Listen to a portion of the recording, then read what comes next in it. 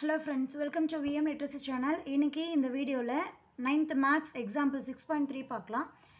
If tan A is equal to 2 by 3, then find all the other trigonometry ratios.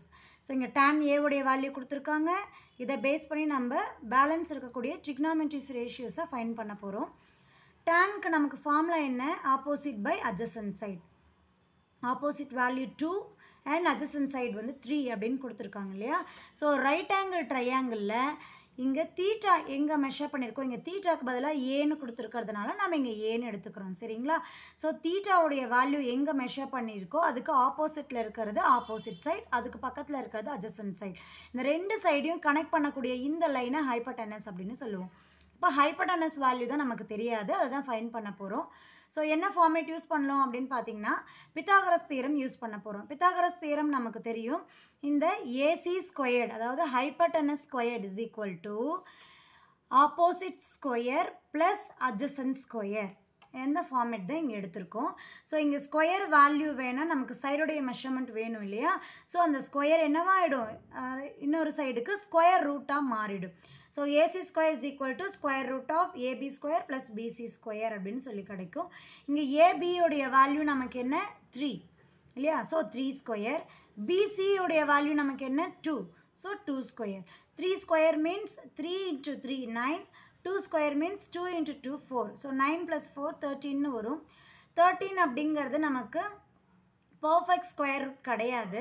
So அதனால் ஏசியோடைய value நம்ம என்னென்னு எடுத்துக்கிறோம், hypotenuse is equal to root of 13 அப்படின்னு நமக்கு கிடச்சிருக்கு. So அப்படியே எடுத்துக்கலாம்.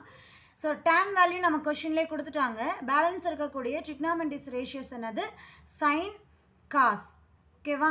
தென் டேனுடைய ரிவர்ஸ் ஒன்று, சைனுடைய ரெசிப்ரோக்கல் வந்து கொசீக்கன், காசுடைய ரெசிப்ரோக்கல் சீக்கன், டேனுடைய ரெசிப்ரோக்கல் வந்து காட். இது நமக்கு தெரியும். ஸோ அந்த ஃபார்மேட் நம்ம எழுதி அந்த வேல்யூஸை அப்படியே சப்ஸ்டியூட் பண்ண போகிறோம். Sine A is equal to opposite side by hypotenuse.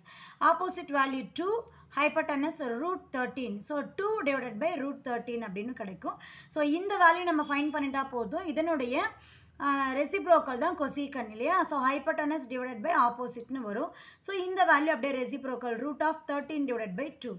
காசுடைய value நமக்கு என்னது, adjacent side by hypotenuse. adjacent side நமக்கு 3, hypotenuse root of 13. So 3 divided by root 13 வரும் சரிங்களா. ஸோ காசுடைய ரெசிப்ரோக்கல் தான் சீக்கன். ஸோ இதை அப்படியே ரெசிப்ரோக்கலாக தலைகீழே எழுதணும் அப்படின்னா ரூட் ஆஃப் 13 டிவைடட் பை 3 அப்படின்னு கிடைக்கும். டேனுடைய ரெசிப்ரோக்கல் தான் காட். இங்கே ஆப்போசிட் பை adjacent சைடுன்றது தானே, இங்கே என்ன வரும், adjacent பை ஆப்போசிட் சைடு அப்படின்னு வரும். ஸோ இங்கே 2/3 அப்படிங்கிறது நமக்கு 3/2 அப்படின்னு சொல்லி மாறிடும் ஓகேவா. ஸோ tan வேல்யூ வச்சு பேலன்ஸ் இருக்கக்கூடிய trigonometry ரேஷியோஸ் எல்லாம் ஃபைண்ட் பண்ணோம். இந்த எக்ஸ்ப்ளனேஷன் உங்களுக்கு புரிஞ்சிருக்கும் அப்படின்னு நினைக்கிறேன். டவுட் இருந்தால் கமெண்ட் பண்ணுங்கள். தேங்க்யூ ஃபார் வாட்சிங்.